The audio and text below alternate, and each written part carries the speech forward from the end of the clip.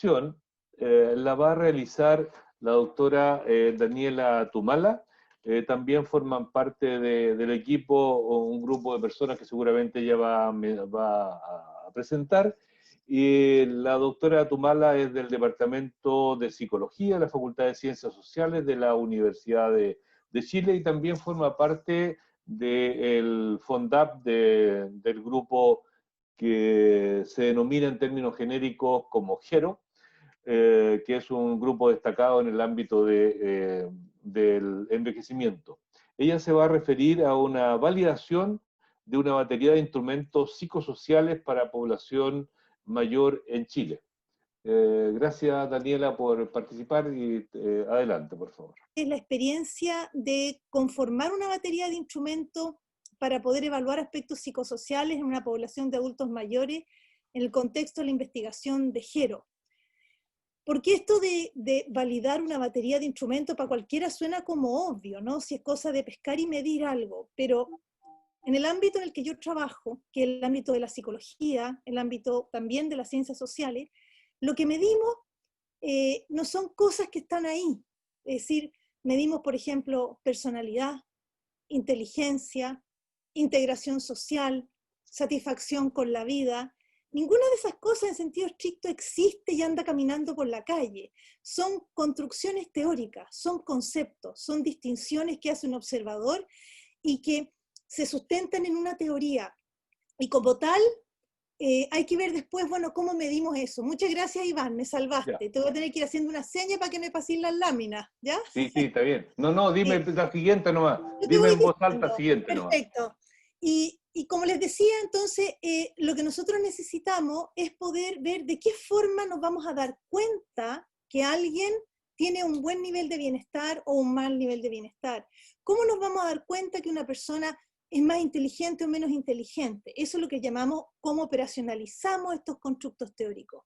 Y se operacionalizan en los famosos test o instrumentos de medición, ¿ya?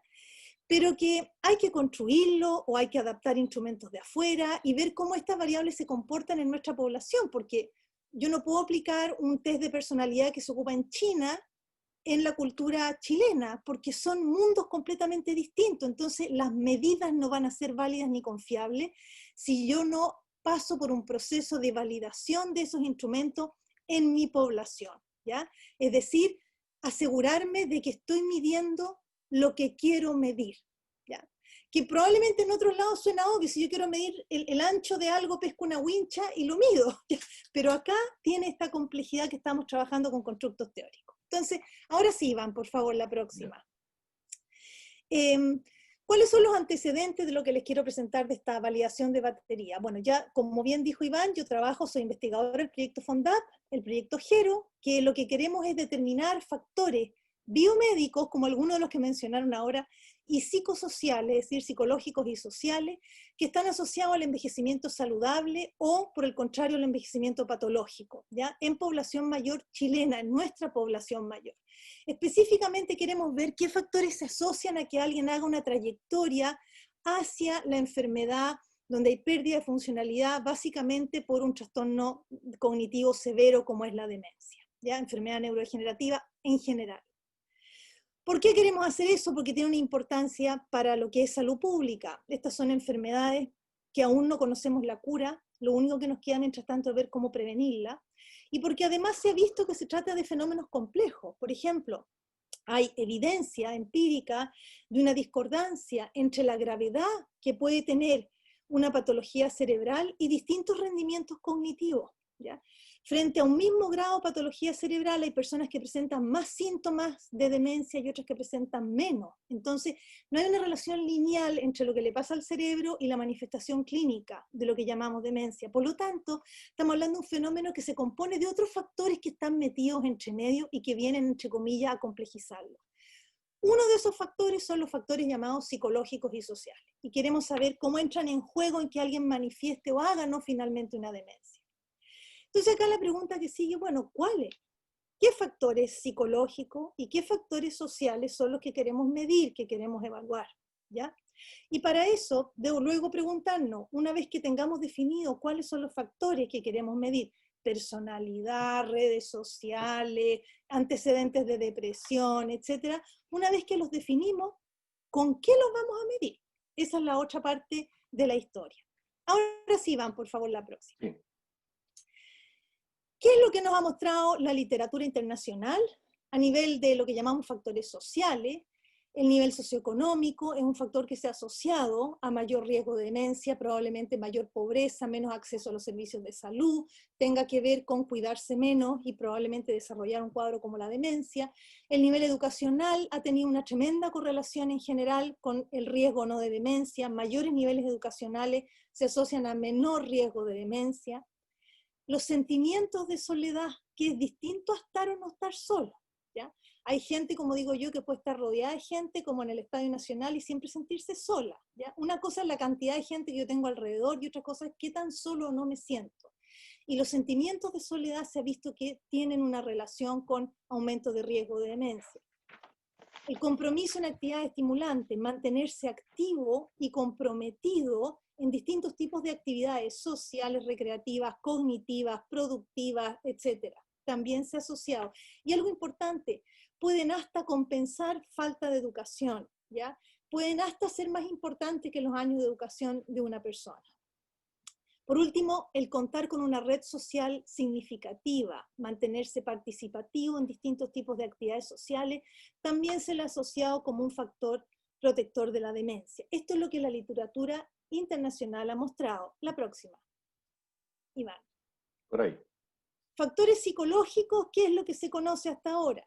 Los famosos rasgos de personalidad son uno de los factores psicológicos más estudiados en relación al riesgo o no de tener una demencia.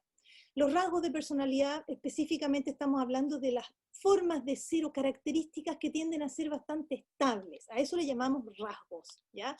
Tienden a mantenerse durante toda nuestra vida. Hay distintos rasgos. Uno de ellos es el llamado neuroticismo, es decir, la facilidad que tiene una persona para ponerse ansiosa, para angustiarse, para asustarse, para estresarse, se ha visto que tiene mayor relación con la posibilidad de desarrollar después patologías como trastorno cognitivo o demencia, ¿ya? Pero hay otro tipo de características personales que sí tienen posibilidades de cambiar más durante nuestra vida, que son nuestras propias motivaciones. Y entre esas, lo que se ha llamado el sostener un propósito en la vida. ¿Para qué me voy a levantar hoy? Parece que no es algo menor y de hecho aparece como un factor protector de montones de resultados negativos en la vejez, así que podría ser también un factor protector para la demencia, ¿ya? Los estados afectivos, el tener síntomas depresivos sostenidos, antecedentes depresivos, la ansiedad sostenida, altos niveles de estrés, también se ha visto que pueden tener efectos en nuestro organismo y aumentar el riesgo de demencia. Hasta ahí son los factores que más la literatura internacional ha mostrado. Nosotros en Gero quisimos agregar otros más que nos parecieron importantes. Factores que son particularmente factores estresantes en la vejez, como son las pérdidas asociadas a la vejez. Si bien en nuestra vida todos vivimos pérdidas y ganancias, en la vejez está descrito que las personas suelen acumular una mayor cantidad de pérdidas. Tiene que ver también con algo que yo vengo investigando hace un tiempo y efectivamente mi experiencia investigativa acá correlaciona con lo que se ha visto afuera. Las personas a medida que envejecemos vamos acumulando más pérdidas de distinto tipo, ¿ah? Sociales, afectivas, etc. Y también el viejismo, así como existe el sexismo, el racismo, el viejismo es un conjunto de estereotipos negativos asociados a la edad de las personas, a la vejez, y que se traduce en actos discriminatorios. Las personas mayores, el viejismo lo pueden padecer como un factor estresante. Ser víctima de viejismo, ser víctima de discriminación por edad, puede ser una forma también de estresarse muchísimo, ¿ya? Tener creencias respecto a que el envejecimiento es lo peor que te puede pasar en la vida, también son formas de aumentar el estrés en la medida en que vamos envejeciendo. Quisimos agregar esos factores estresantes y quisimos agregar también un factor que es muy importante porque es modificable.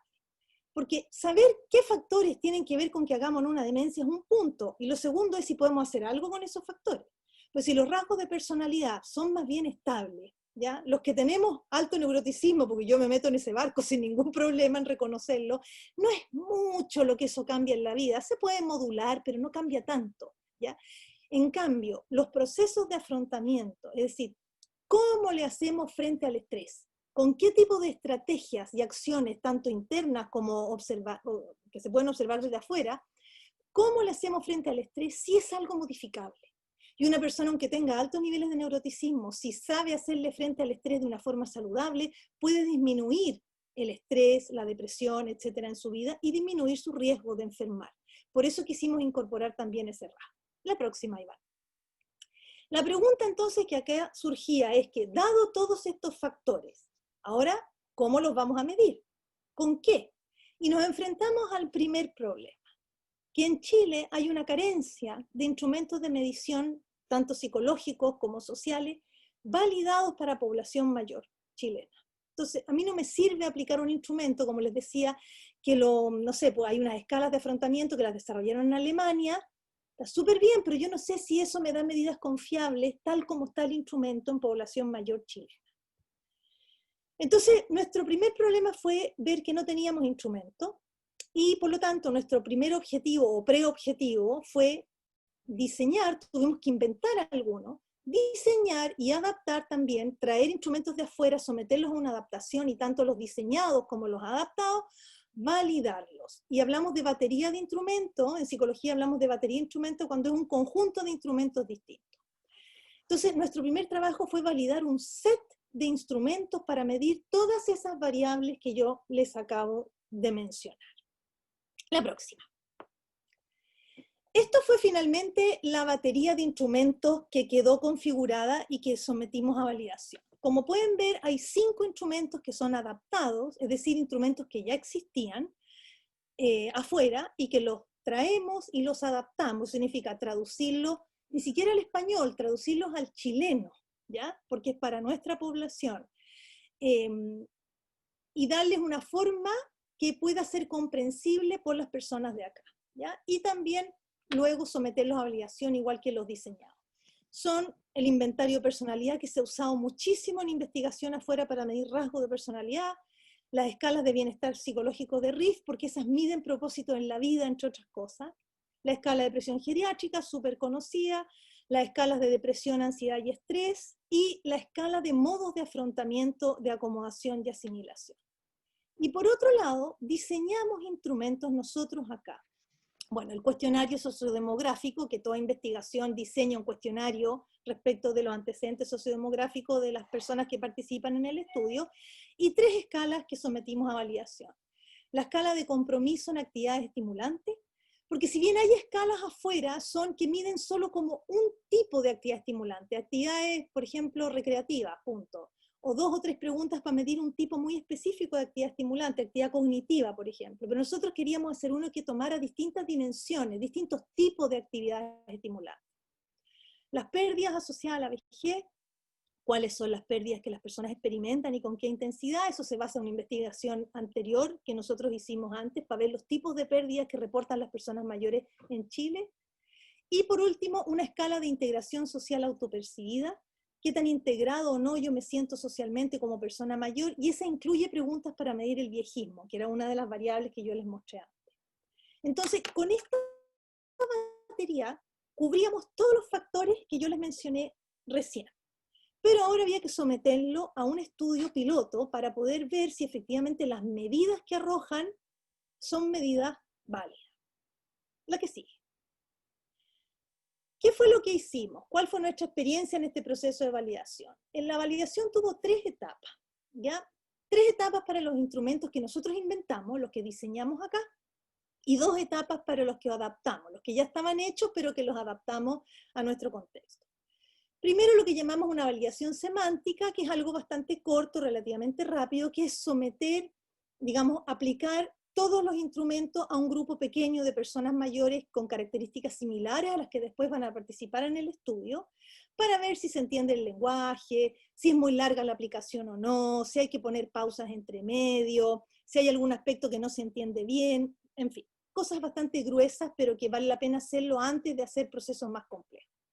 Luego de esa validación semántica, que la verdad fue muy poco lo que hubo que corregir, para los instrumentos que nosotros creamos, hicimos lo que llamamos primero la validación de contenido.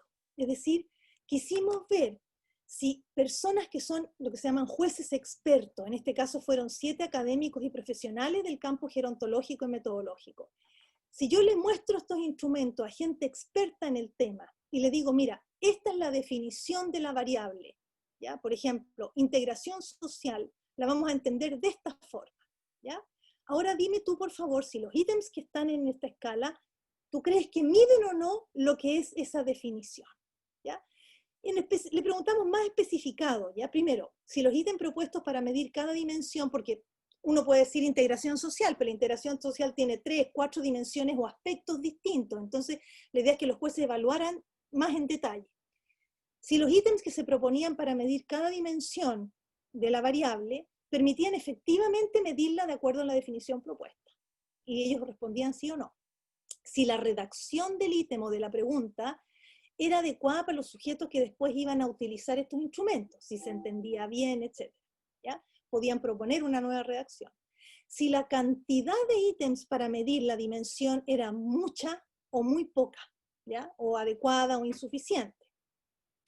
Y si era insuficiente, ¿qué ítems agregaría? Y si es mucha, ¿cuáles eliminaría y por qué? Y por último, si consideraban que algún aspecto de la dimensión no estaba contemplado en las preguntas, estaba quedando fuera algo importante del concepto y podían ellos también hacer sugerencias. Esto se le pasó a los jueces expertos y luego revisamos y corregimos todos los ítems donde hubo menos de un 75% de acuerdo entre los jueces en cualquiera de los aspectos evaluados, ¿ya? Eso implicaba que había que hacer correcciones en cada uno de los instrumentos inventados. Con eso entonces, ya con las correcciones obtenidas y las sugerencias obtenidas de los jueces expertos, donde obtuvimos lo que se llama la validez de contenido, tuvimos una segunda versión arreglada y corregida de los instrumentos que inventamos. Paralelamente adaptamos los instrumentos que venían de afuera, es decir, los transformamos al lenguaje chileno, ¿ya? Y con eso tuvimos nuestra batería, la próxima Iván, por favor, para someterla a lo que llamamos la validación de constructo, ¿ya? Que ya es una validación que sigue procedimientos estadísticos, donde lo que nosotros hacemos es ver si el comportamiento de la prueba corresponde a lo que teóricamente debería ocurrir. Dicho de otra forma, si la forma en que los ítems correlacionan entre sí es tal como yo tengo definidas las dimensiones específicas de la variable. Por lo tanto, podríamos decir que la prueba está midiendo el constructo teórico que está detrás, o lo que algunos llaman la variable latente, ¿ya? Es decir, si yo digo, las pérdidas son un cambio brusco, un cambio drástico en la vida de las personas, que es irreversible, donde hay pocas posibilidades de control, y digo, hay 6 tipos de pérdida distintas, bueno, los ítems para cada uno de esos 6 tipos deben correlacionar entre sí y poco con los ítems de las otras dimensiones. Quiere decir que se distribuye la relación entre los ítems tal como yo lo espero teóricamente. Por lo tanto, la prueba tiene validez de constructo, es sólida. Para eso, hicimos una aplicación a 250 personas mayores de 65 o más años, todas viviendo en la comunidad, sin ninguna institucionalizada, pertenecientes a sectores socioeconómicos medios en un rango bastante amplio. En realidad sacamos al quinto y al primero, porque tiene que ver con las condiciones de la mayoría de las personas mayores acá. Y le aplicamos entonces los instrumentos y luego sacamos un análisis que se llama análisis factorial confirmatorio, es decir, la prueba arroja los mismos factores que yo tenía predeterminados. Si yo digo hay 6 tipos de pérdida, la prueba me agrupa en 6, de alguna manera me da esos 6 factores, ¿ya? Y bueno, hasta aquí todo suena muy clarito, a lo mejor bonito, pero el mundo no es ideal, eso es solamente en el paraíso y no en la tierra. Por lo tanto, algunas pruebas anduvieron súper bien y otras anduvieron más o menos, porque las cosas no son perfectas. Yo les traje un ejemplo de cada una, simplemente para no darle la lata con números de todas. La prueba que nosotros creamos, la escala de pérdida asociada a la vejez, la verdad es que esa fue como la prueba estrella, quedó bastante bien. Si ustedes se fijan, ahí hay 6 dimensiones. Pueden ver mi cursor, ¿no es cierto? ¿O no? Ah, no. Es Iván el que está compartiendo. Sí. Ya no te preocupes, Iván. Pero debajo dice dimensiones y hay 6 tipos de pérdida distintas. ¿Ya? Ustedes ven, yo muevo el cursor, ¿lo ven o no? Claro, yo creo que el del Iván. Claro. ¿Ah? Pero no te preocupes, Iván. Yo Ya, lo voy okay. explicando. Bueno. Al lado están los ítems que efectivamente medían, por ejemplo, la pérdida de salud se mide con el ítem 1, 7 y 20 de la escala, ¿ya? Entonces, las 6 dimensiones, si ustedes ven el modelo después, donde son los índices de ajuste, es decir, en qué medida lo que ocurre se ajusta a lo teórico, calzan o no calzan, los datos con la teoría que está atrás, ¿ya? Ahí están los requisitos de cada uno de los estadísticos, hay 2 que exigen menos, digamos, un mínimo de 0,9 y otros exigen tener cifras mucho más bajas. La prueba de pérdida se ajusta bastante bien, ¿ya? Tiene además una consistencia interna alta, bastante buena, por lo tanto uno puede decir que las medidas que arroja esta prueba son bastante válidas. Es decir, estoy midiendo lo que yo quiero medir, los tipos de pérdidas que experimentan las personas en la medida que envejecen. En cambio, la escala de al lado no está tan buena, no está mala, se puede usar, pero hay que tener ciertos reparos y ciertas precauciones, que es la escala de compromiso en actividades estimulantes, ¿ya? Si ustedes se fijan, acá hay 5 dimensiones, 5 tipos de actividades estimulantes: cognitiva, social, recreativa, física, productiva, y los ítems al lado que miden cada una de estas dimensiones. Fíjense en el ajuste, las medidas de ajuste, hay 2 que están bien, súper bien, pero 2 que están más o menos nomás, que no cumplen con el requisito. El alfa es un buen alfa, la prueba tiene buena consistencia interna, sin embargo hay 2 indicadores que todavía están mostrando que a esta prueba aún le falta. Le falta hacer más ajuste, probablemente hacer algunas otras correcciones, a lo mejor de estas 5 dimensiones hay una que se topa mucho con otra y habrá que condensarla capaz que a 4 dimensiones y probar si son 4 y no 5, ¿ya? Partió con 6 esta prueba. Esta prueba fue un quebradero de cabeza que no se lo puedo describir, ¿ya? Porque inicialmente los jueces pidieron más dimensiones y después las estadísticas mostraron que eso no era tan fácil y que tendían a superponerse, ¿ya? Es decir, si uno dice, por ejemplo, la dimensión social y la recreativa, no sería raro que hubiera una suerte de superposición entre esas 2, ¿ya? Porque suelen juntarse, no necesariamente, hay gente que se recrea leyendo un libro, caminando solo por la plaza, pero muchas veces también es una recreación social, entonces a lo mejor ahí habría que hacer algún tipo de revisión. Les muestro esto simplemente para decirles, esta es la experiencia nuestra, es decir, no es idílica, no es como la escala de pérdida, es una experiencia real, y las pruebas siempre tienen limitaciones. Nosotros en psicología, medir constructos, o sea, no les digo lo que es, por ejemplo, medir la inteligencia. ¿Cómo medimos la inteligencia de una persona? De partida, ¿qué es la inteligencia? Hay distintas definiciones, distintos conceptos teóricos, y tantas pruebas como conceptos detrás. Y aún así, habiendo pruebas muy buenas, también tienen limitaciones. Entonces, yo creo que esto nos interpela como investigadores, que lo que hacemos es tratar de operacionalizar conceptos que no son simples, que son complejos, pero que al menos esto nos permite acercarnos, aproximarnos a tener algunas nociones de cómo esto se comporta en la población que está bajo estudio. Y la última, y con eso ya creo que estamos en el tiempo, agradecerles la oportunidad de contarles nuestra experiencia, que se las traté de mostrar lo más real y transparente posible. Muchas gracias.